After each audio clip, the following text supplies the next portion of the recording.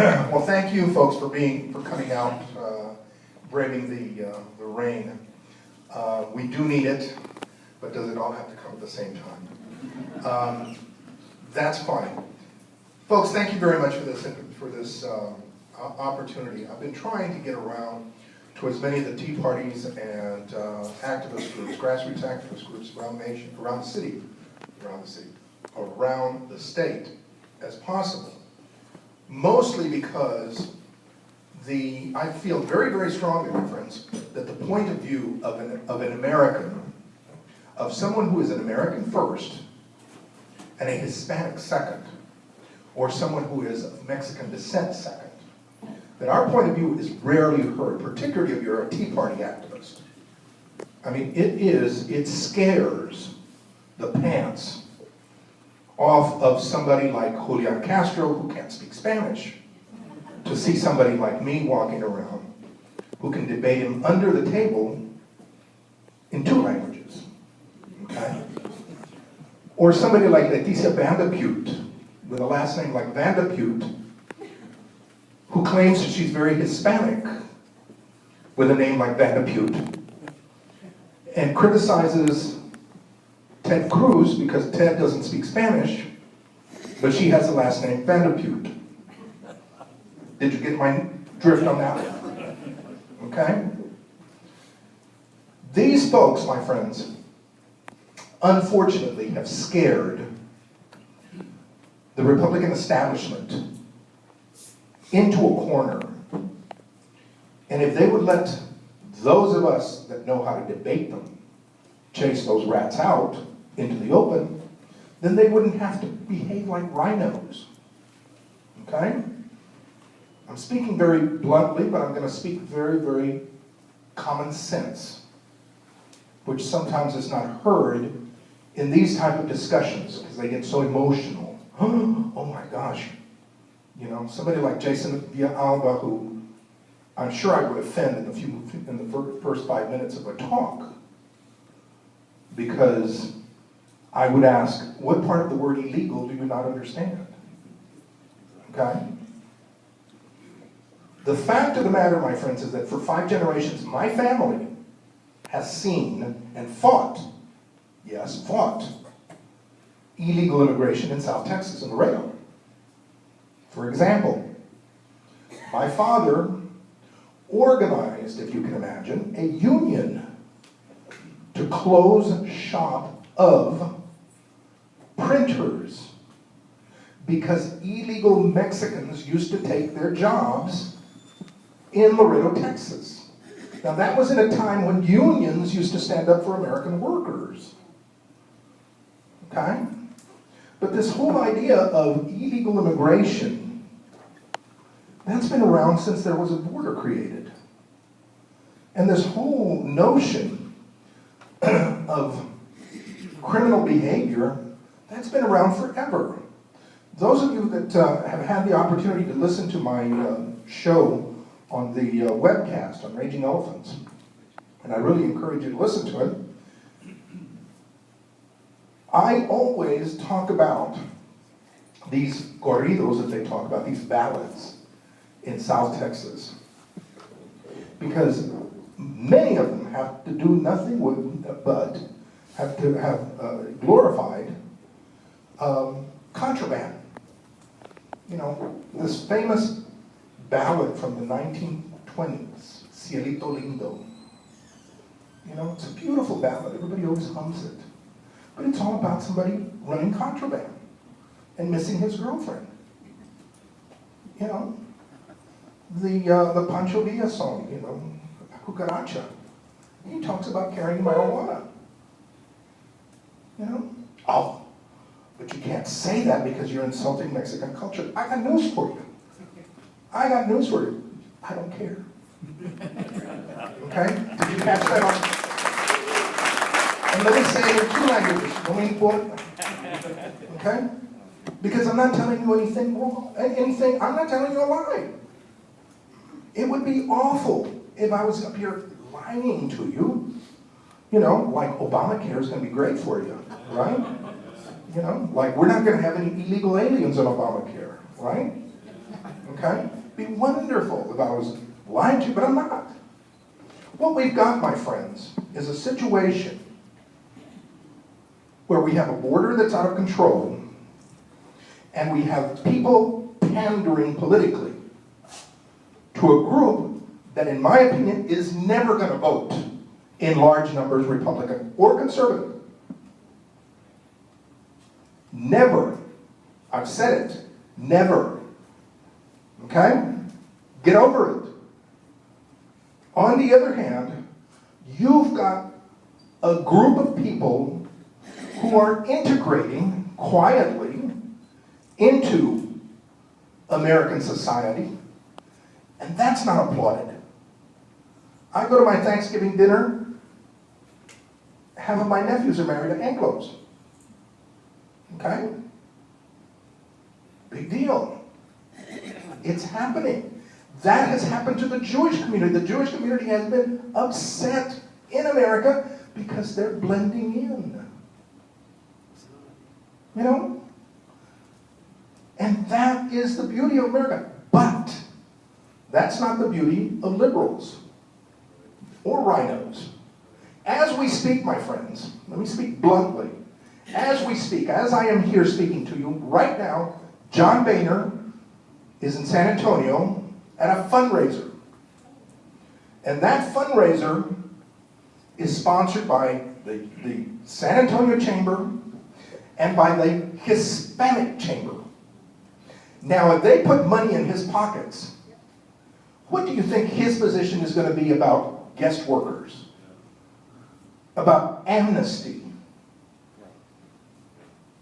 This is something that we need to worry about, my friends, because this past week, this past Saturday, you know how many of us got out there and voted?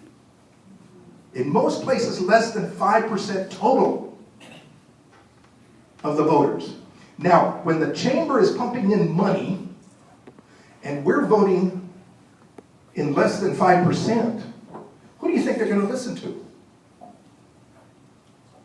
Okay? Who do you think they're going to listen to? They will ignore us. Do you think Joe Strauss, get that one on camera, do you think Joe Strauss worries about people that vote whenever it's convenient? Well, he's got over here his lobbyists giving him money so that he can buy votes, so he can buy his elections for his friends.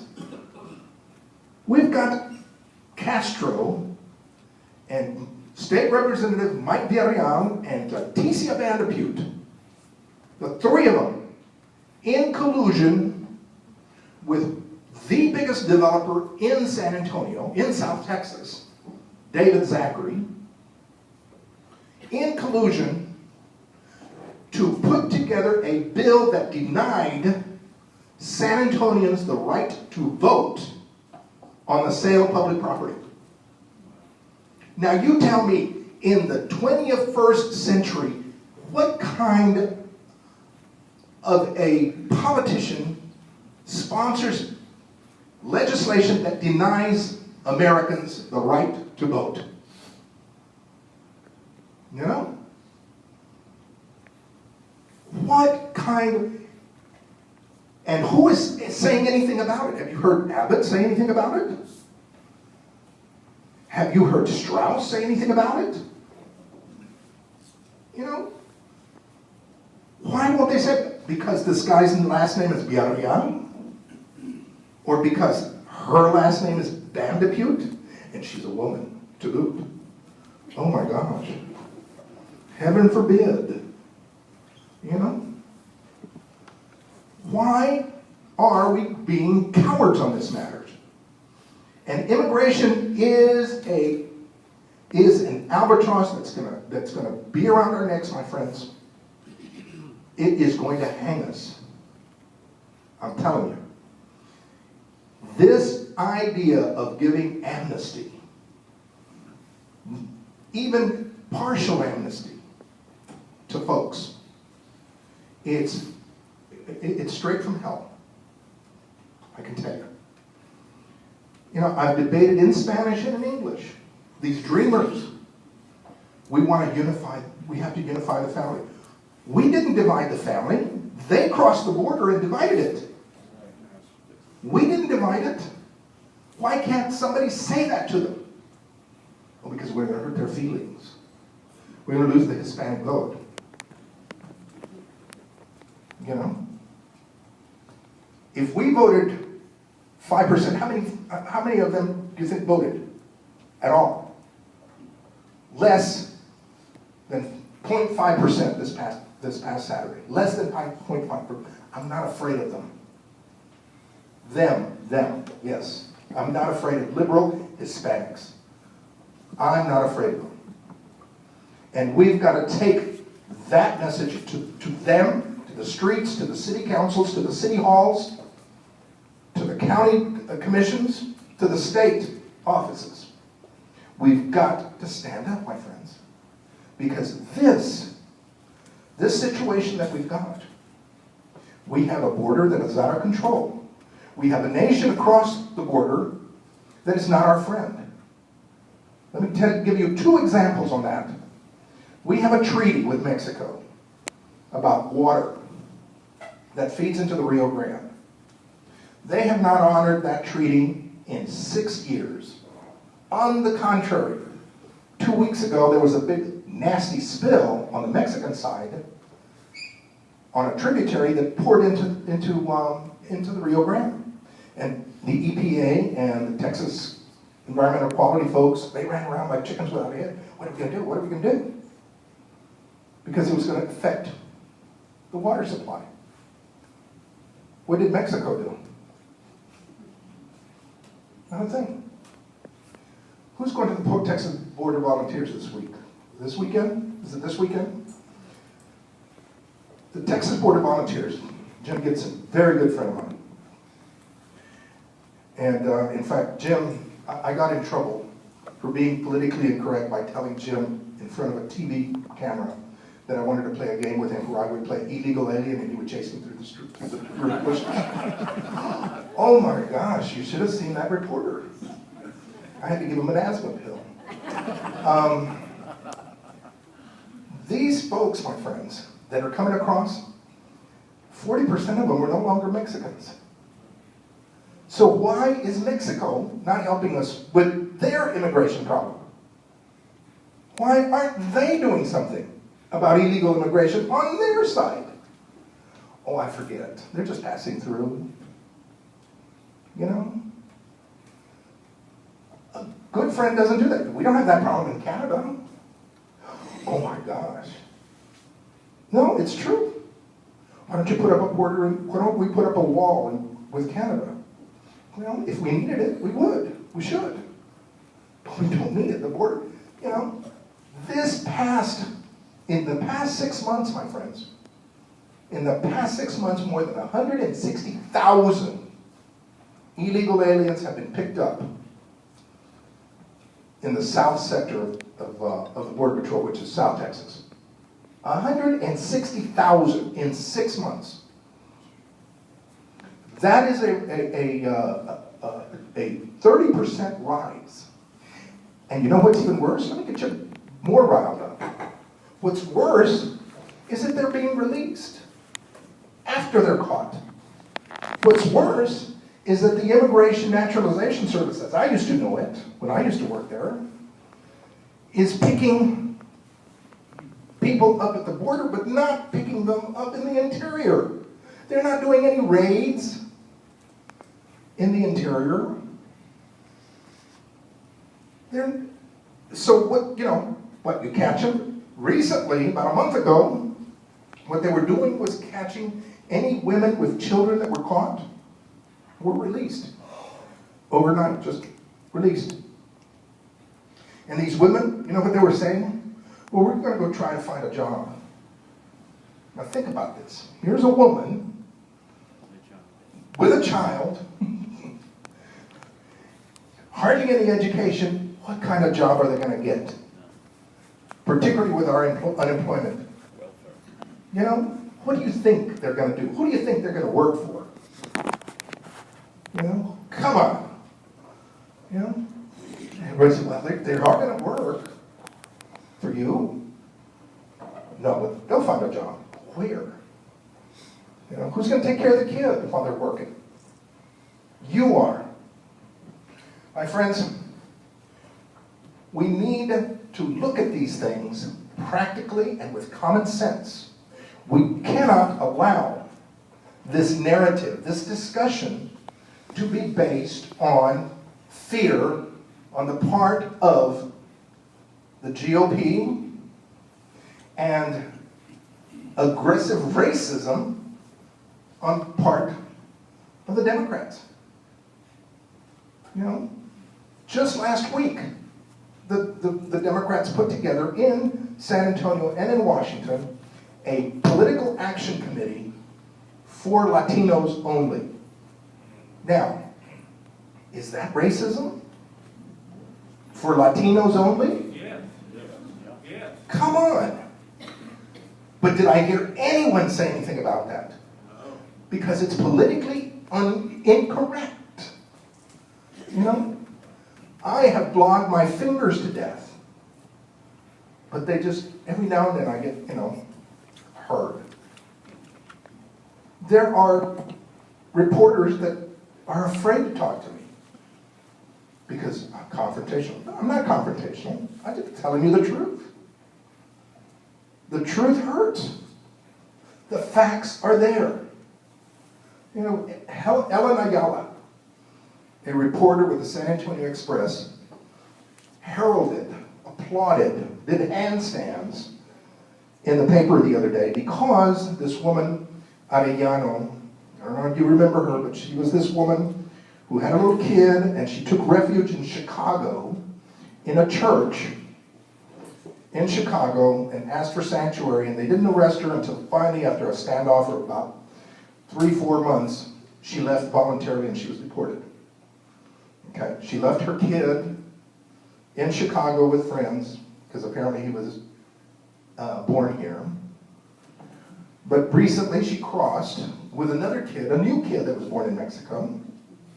Okay, her husband stayed in Mexico, but she crossed to unify the family. Okay, to unify the family. So I call it Elaine Ayala because she writes this wonderful, you know, piece. And I call her, yeah, Elaine, don't you see an irony here? And I'm trying to use small words with her because I know she's Mexican. Ooh, was that nasty? I didn't know. I'm trying, you know, I said, isn't it ironic that she's claiming that she's here to unify her family, but she just left her husband over there? Who are you fooling? Well, we have to look at it in a humanitarian way. Well, when are you going to start looking at the taxpayers in a humanitarian way? Yeah. You know? When are you going to start looking at us in a humanitarian way? And again, this whole thing, oh, George, you're too mean. Same thing that I hear from my Republican Hispanic friends. Oh, you're too mean. I'm not mean. You know?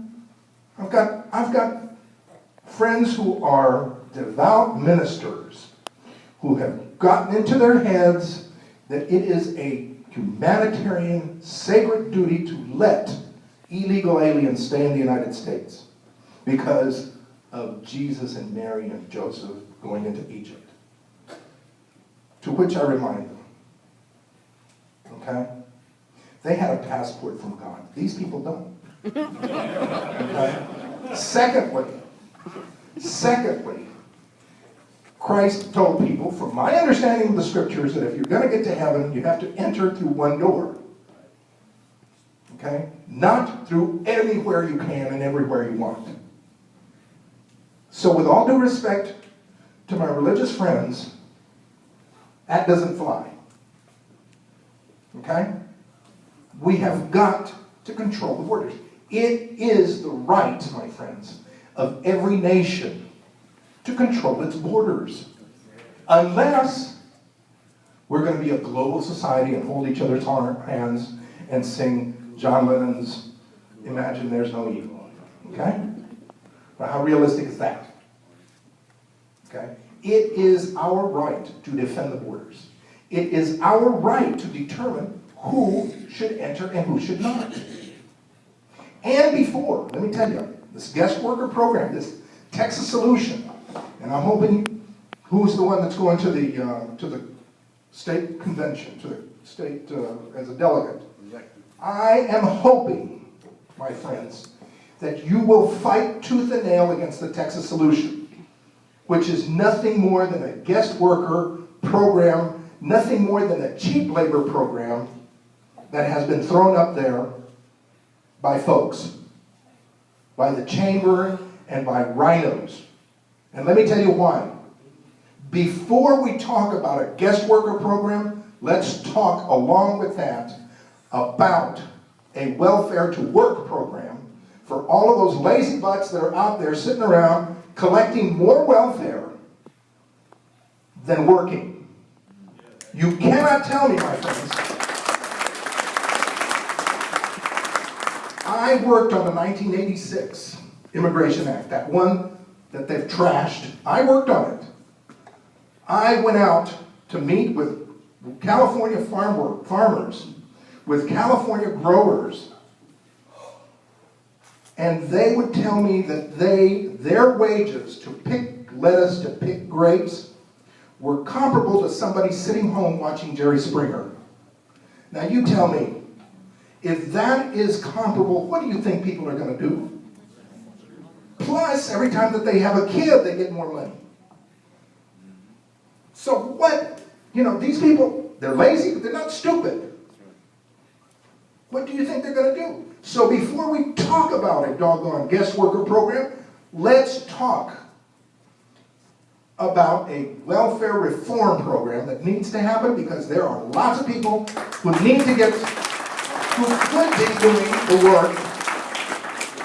be doing the work that they claim Americans won't do. Okay? That's number one. Number two, do you really trust Obama? No. That is what the Texas solution says. We will work on a solution with the federal administration. What solution have we found to date with that clown? His wife gets out there and puts on this face. She needs to, but she puts on this face about the Nigerian girls. We have a Marine sitting in Mexico, in Tijuana, rotting, literally. Where's your face on that one, lady? Come on. Again, these folks are not our friends. It's time to start treating Mexico not like a friendly neighbor, but as someone who needs to pull up their pants and grow up. There's an old saying in Spanish that says, poor Mexico, so close so far from God, and so close to the United States. And that's because they have taken it upon themselves since the 1910 revolution to alienate themselves from religion. They did. So you cannot be an openly religious zealot or an openly religious person. They recognize no religion. They don't recognize any God in Mexico. On the other hand, they are green with envy every time we sneeze. They have been upset about the existence of the United States since before there was a United States. They were upset with England.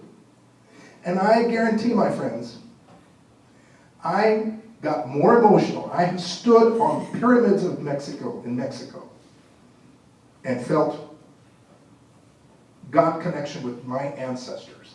But when I stood in Independence Hall and heard the narrative of how each one of the delegates argued and then stood for independence and then for the Constitution, that was it. That was it. I knew at that point, I'm not a Mexican. That may be where my roots are. I may eat tortillas at home. But I'm an American. And this is what I care about. I don't understand. I don't understand what is so neat about embracing the past,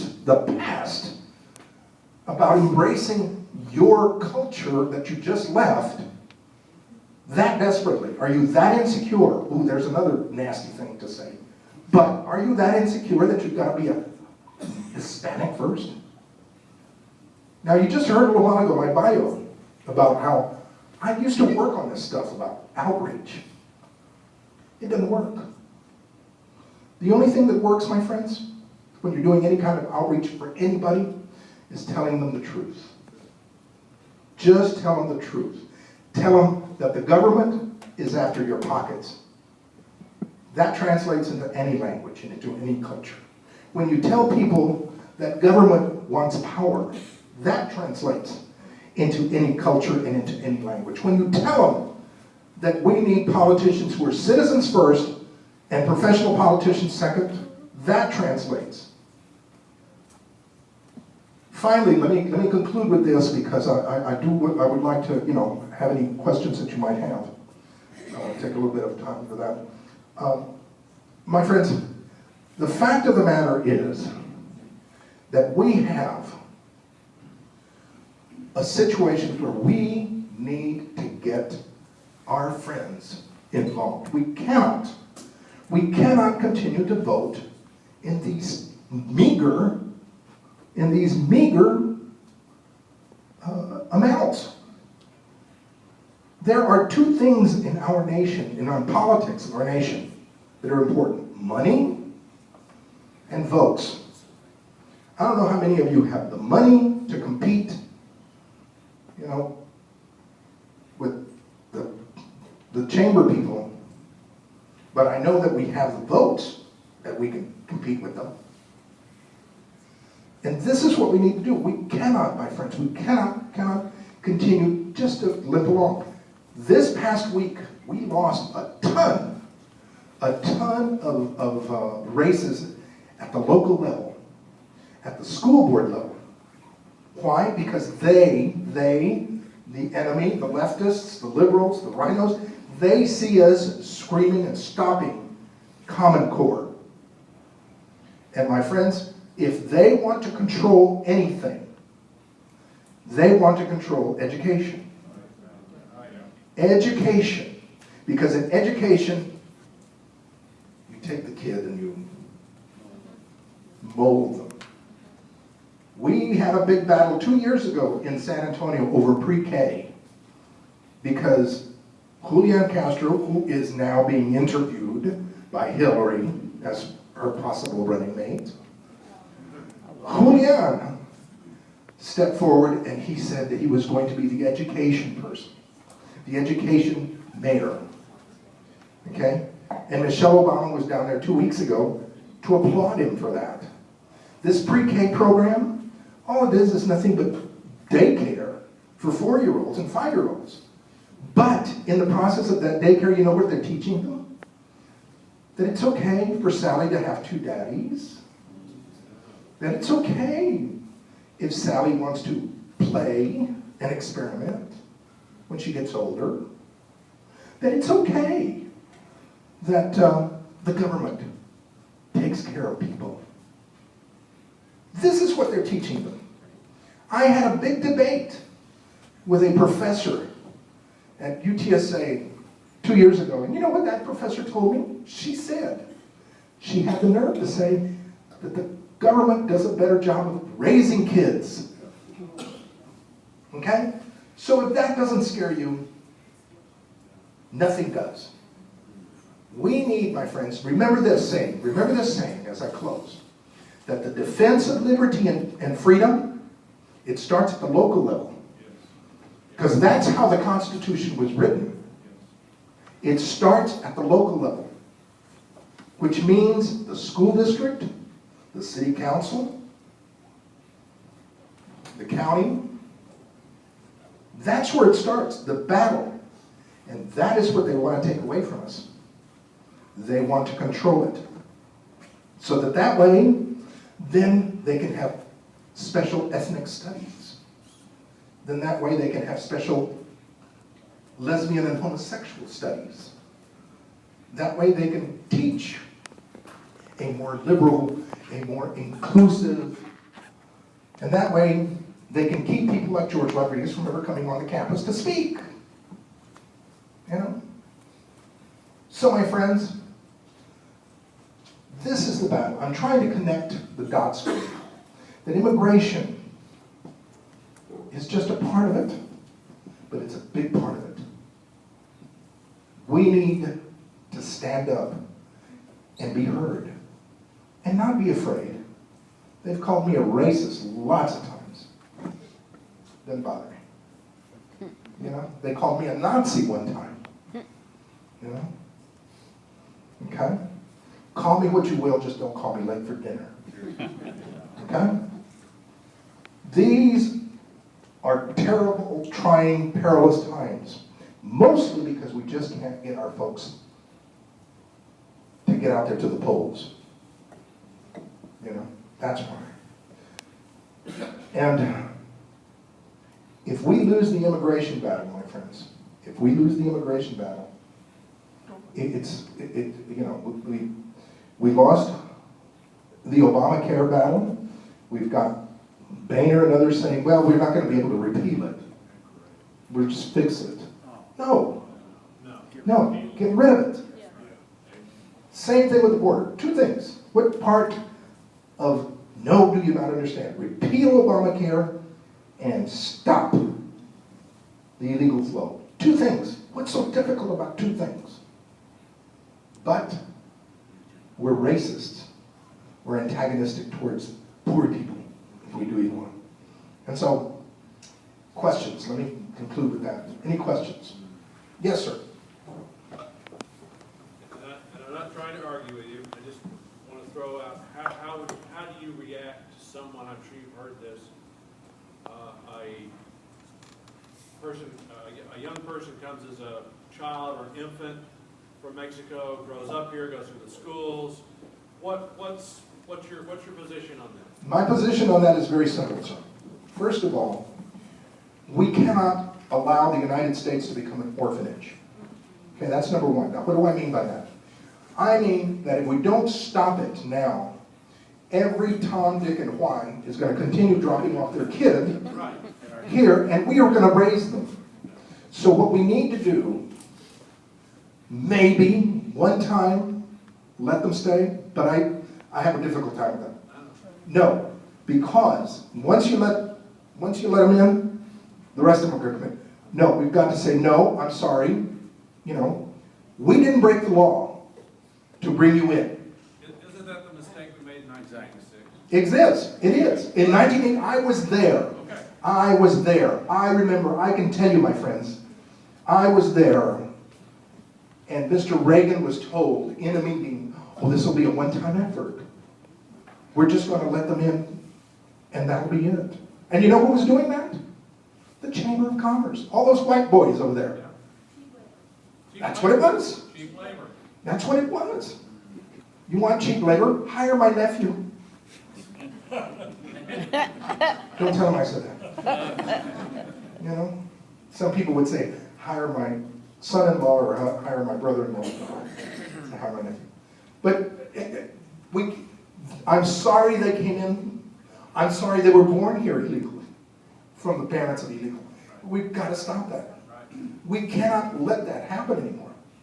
And boom, just, hey, like the umbilical cord, cut it off. And it's going to be painful. Oh, where are they going to go? Don't believe for a moment, oh, this is their country. They don't even speak the language. They speak the language. I have yet to meet one when I tell them unión ahí viene. They don't understand what the heck that means. They understand everything. They could be bilingual and bicultural in that country. And they could make money. And they're not in the shadows. And they're not in the shadows. You know? Okay. Yes, sir. Yes, sir. How much of the illegal immigration is in part an effort by those in Mexico who want to take back the land that used to belong to Mexico.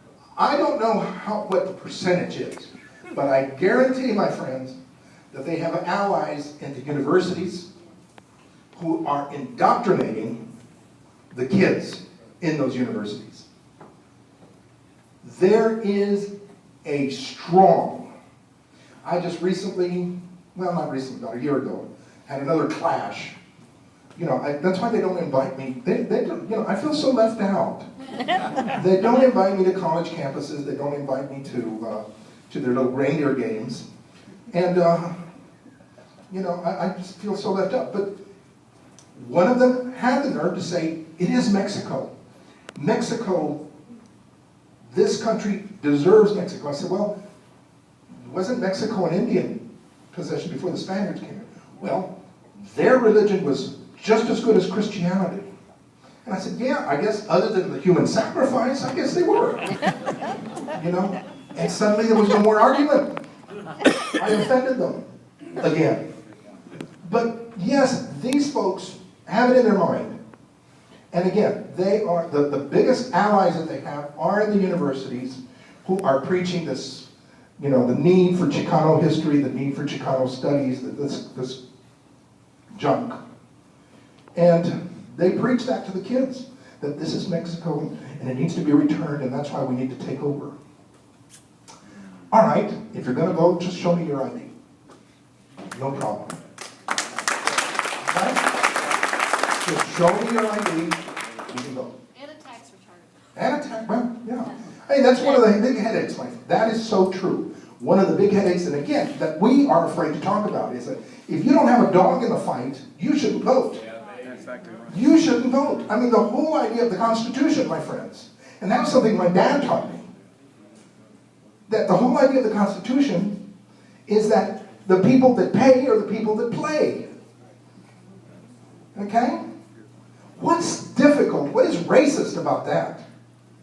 What is racist about telling folks that if you don't pay, then you shouldn't play? Oh, they pay their taxes. No, they don't. They don't. And if they do pay taxes every time they buy something, it is not at the same level I've paid my taxes. For example, I have a good friend of mine, my friends, who is the head of the Bexar County Hospital Emergency Room. On a daily basis, and you can go over to Dallas, see that. You can see the county hospital here in Tarrant County. On a daily basis, they treat illegal aliens who come in there, get top-notch treatment for all sorts of things, and then they disappear. He says every time they turn up, they're gone.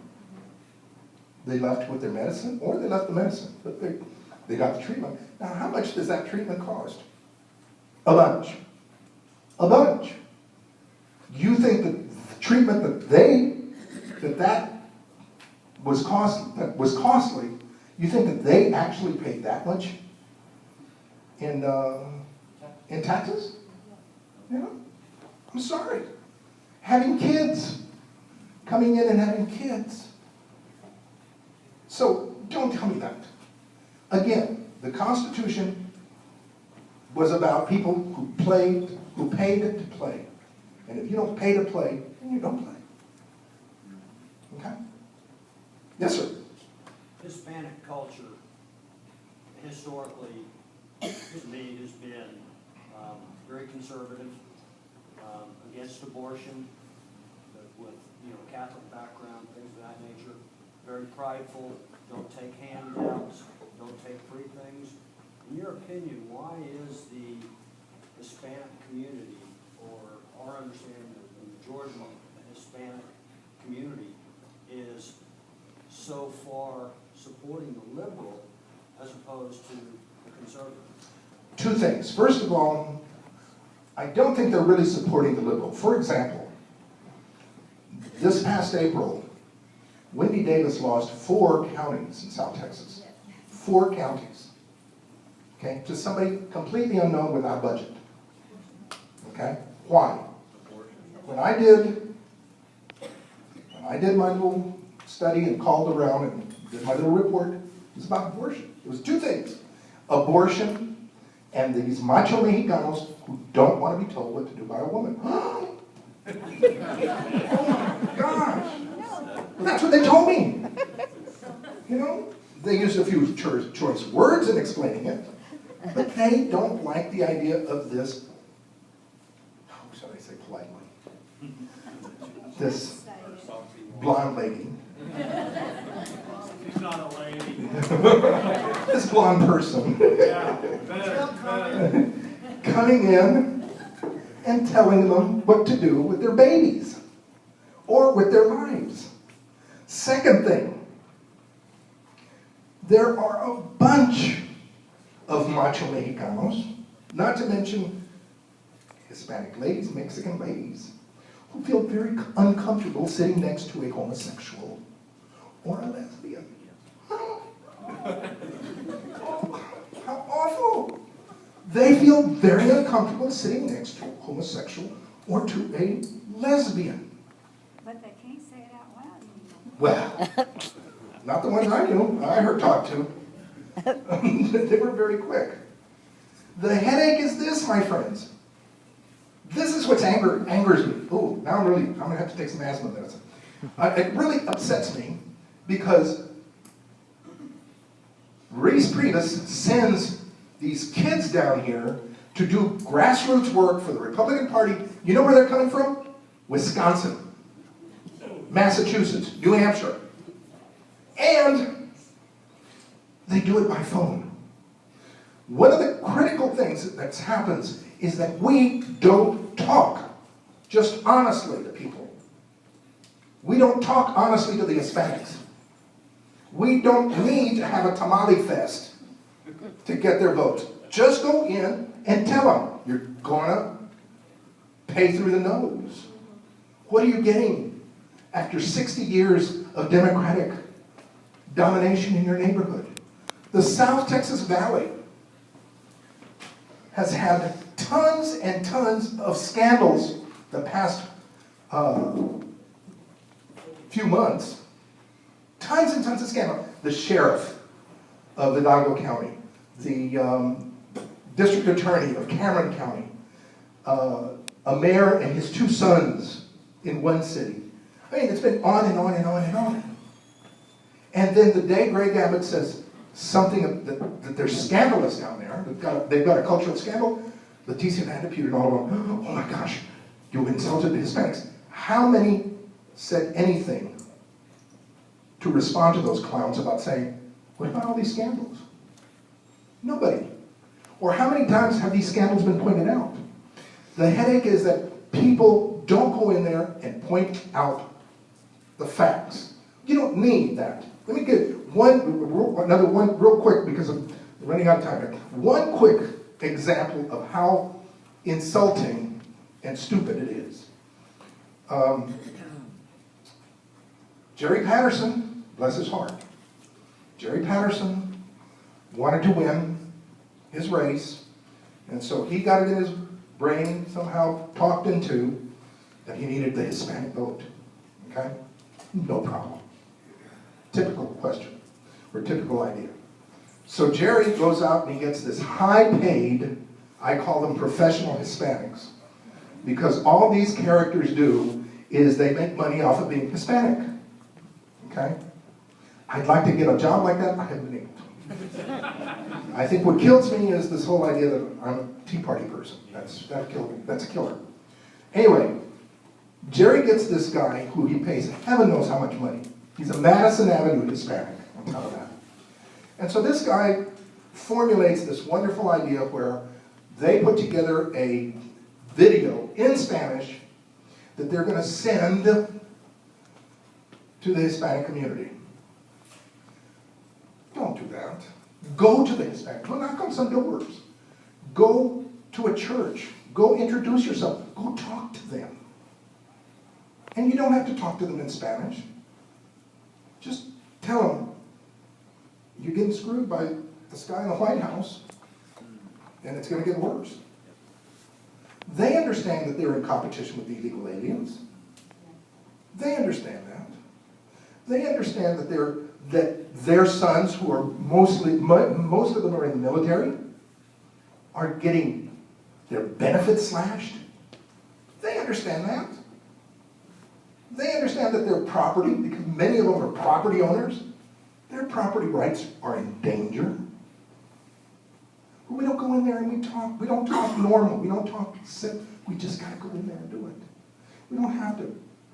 You know, Jerry Patterson has this high-paid consultant. The consultant puts together a video that they're gonna send out, and then they have it at a Mexican restaurant. I mean, how cliche, folks. At a Mexican restaurant. And I told Jerry, I said, Jerry, why?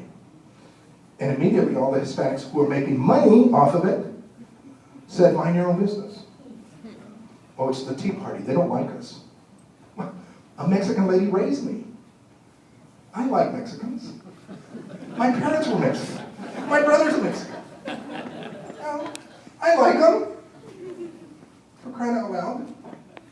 But we don't do that, and that's what happens. Then they drift over there, or they stay home. They stay home. So, yes, ma'am.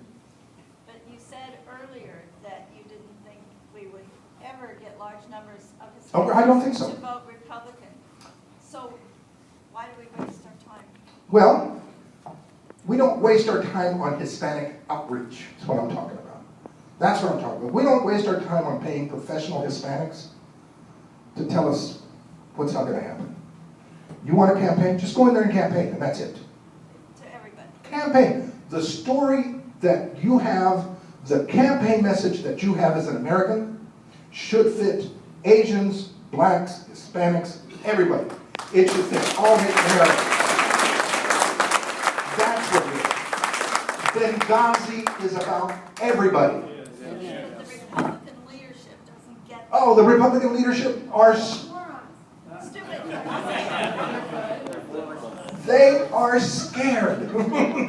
Good. They are scared. Good. And I am tired. I've got on one side the Democrats who are overtly racist, Yes. okay? Who hate anybody who's different from them because of their race, like Al Sharpton, hates everybody, okay? And then over here I've got the benign racism, where Reese Priebus and the GOP tells me, well, you're Hispanic. Let's do Hispanic things with you. Like what? A piñata? I mean, tell me, what do I do? What do I need to do to get your attention? Invite you to a quinceañera? I really don't. And that is what is insulting to me. You want to do me a favor, Mr. Priebus? Stand up to those clowns in the White House and don't be afraid to be called a racist. Or a sexist. Don't be afraid. Okay? Don't be afraid of the media. Don't be afraid of Nancy. Her facelifts are scary enough, but that's okay. Any other questions, my friends? Yes, sir. What are your feelings about the Texas nationalist movement? I never was a nationalist myself. But I'm starting to drift in that way because, my friends, let me tell you about the EPA. I've been doing a report. The South Texas area has been the poorest area of Texas forever. Now all of a sudden, because of fracking, because of the oil boom, the gas boom that's going on, they have money to spare. Their school districts, their counties, their cities, et cetera, et cetera. Not to mention, they're actually hiring people in the private sector. All of a sudden, the EPA in Washington is worried about the earthquakes. They're worried about the pollution. They're worried about the turtles. They're worried about the sand cranes. They're worried and worried and worried. And not only that, now they are proposing some regulations that will strangle the economy down there. And just when these Hispanics were getting wealth, here comes this person of color and his friends, and they're gonna take care of you. Just like all of the other political bosses have ever done. You do it in Chicago, you can do it in South Texas, and they've done it in South Texas. So what, I believe very strongly now that Texas could be an independent state at some point, I don't know. I don't know what we would do about an army. I go through the same thing. I've been reading John Adams's bio, and he worried about how are we going to defend ourselves against the Indians and against the French, et cetera, if we break away from them.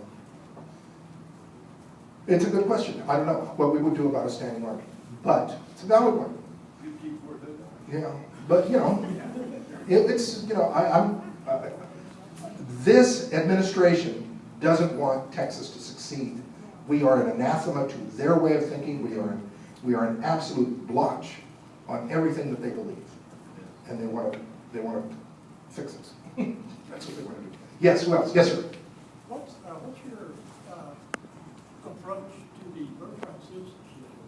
Oh, I think that has to end. I think that's got to be redefined. I strongly believe, my friends, that birthright citizenship was designed initially and only for African American slaves. Only. And it needs to be redefined. Because again, just like dropping off any kid at our doorstep, we're going to turn the place into an orphanage. That way, with this one, we're doing nothing but anchor babies. We're throwing lifelines out that just never end. And it'd be fine if we just made that individual the only citizen with no qualifiers, but we don't. They then can bring their parents, their grandparents, their aunts, their uncles, etc., etc., etc. Cuando se acaba? When does it end? And that's the headache that I've got. Stop it. No more. Again, high treason and heresy as far as the liberals are concerned. Big deal. But how do we approach it? How do you do? Pardon? How do you do? Well, that's a good question. How do you do it? I mean, there's got to be, there would have to be some type of legislation as well as court challenges to the redefinition of it. There's got to be. There's got to be two things: the court challenge as well as the redefinition by legislative action. And it's going to take somebody with internal fortitude to do that. Yes, sir. In your position right now, this day, this very hour, what would you do, in your opinion, to stop all this? As far as who's a citizen, should be a citizen, and who should go back? As far as the Mexicans. As far as the Mexicans or anybody. Again, immigration is not about one ethnic group. It's about anybody who's broken into the country. So I don't want to talk about just the Mexicans. Anybody who's here needs to have a valid pass. And they need to be registered. They need to be registered. And if you don't have a valid pass, if you're not properly registered, you go back. We need to have deportation. And we need, again, that is an awful word that people are just not willing to talk about. What do you mean, mass deportation? Well, I don't know about mass, but at least some of them, they need to go. If they entered illegally, they need to go. And so that's the start. The second thing is that there should be an I-9. There's never been an effort at making sure that people have the I-9 so that they've got a valid registration, so that they've got a valid authority to be working in the United States. My friend Jim Gibson is very, very good always at saying that in order to stop illegal immigration, you have got to stop the candy that we're holding out, which is jobs. When we stop that, then we just, hold on, there's somebody, gentleman. Yes, sir. Eric Over, he doesn't enforce the laws reference DOMA. Yeah. I was thinking, is there some way an individual state can make it a requisite or kill the birthright thing? Or is it? Well, at this point, because it is an interpretation of the federal law, of the Constitution. Only, the best way that's going to happen is a challenge to it. Right, That's what I'm it. saying. Can an individual state need the charter? Oh, yeah, yeah, but getting the gumption to do that. Yeah, right. You know, I mean, that's the headache, is that again, guys, I'm sorry, I'm going to tell you this, and I hope I don't insult you. Get over the white guilt. Okay? Get over the white guilt. You didn't do anything to me, I didn't do anything to you. You know, get over it. I mean, that's why we go to church, to forgive each other, right? You know, so I forgive you. I mean, I don't know what you did wrong, but I forgive you. You know, I got no problem. So, One of the problems we have, I'm saying, with us, we are the problem. When I was doing my remodeling my house, every contractor had to come in there and ask, do you have any illegals? They said yes or no. They said yes. I said, you don't work in the place. yeah. If everybody in this room did that. Exactly. But again, it's because it's cheap labor. You got tree trimmers, It's you got cheap. gardeners, you got people that mow their lawn. It's You cheap. have to stop it right My now. friends, I don't know about you, but when I was little, I had to cut the grass in my house. My parents used to tell me to cut the grass. We used to have little kids who used to cut the grass. You know, now, how many kids? When was the last time a kid came to your house to cut the grass? Okay? I almost ran over two of them a little while ago because they were too busy. Yeah. You ask them about that, that's a different story. But they don't, I mean, kids are not being taught. And then you expect them to be good workers. Let me tell you another problem with this worker issue.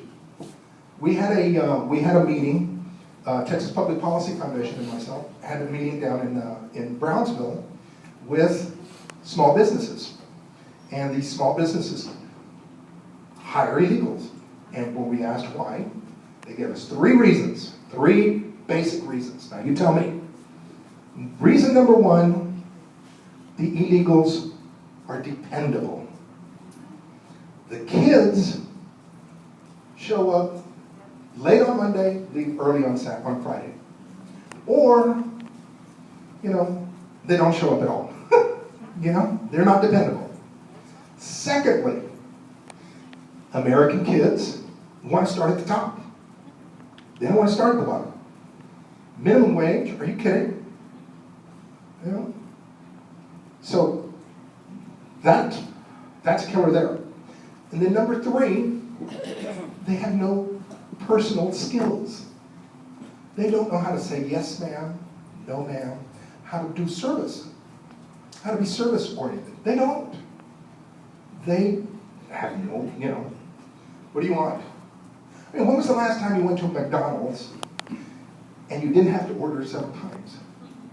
You know, I mean, there's a McDonald's right there by my house. I never get the right order.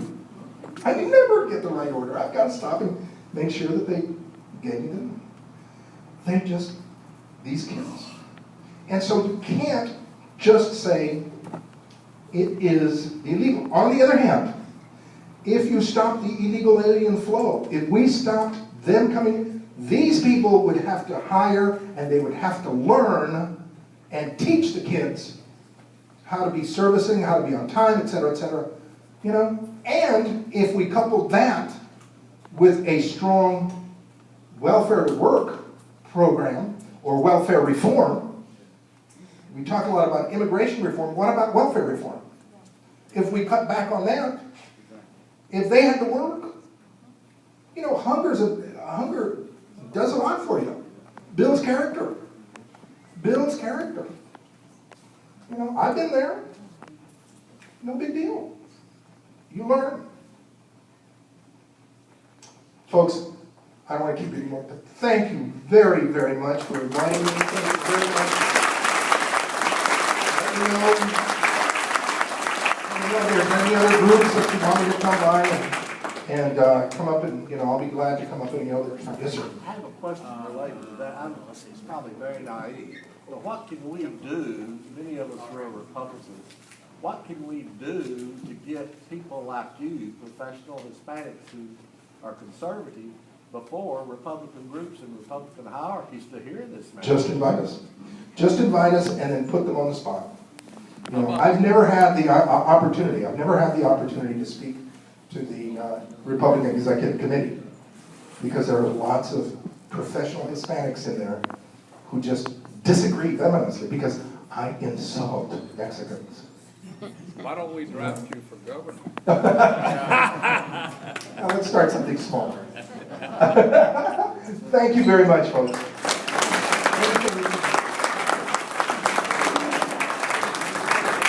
Do you want to tell us who you brought with you?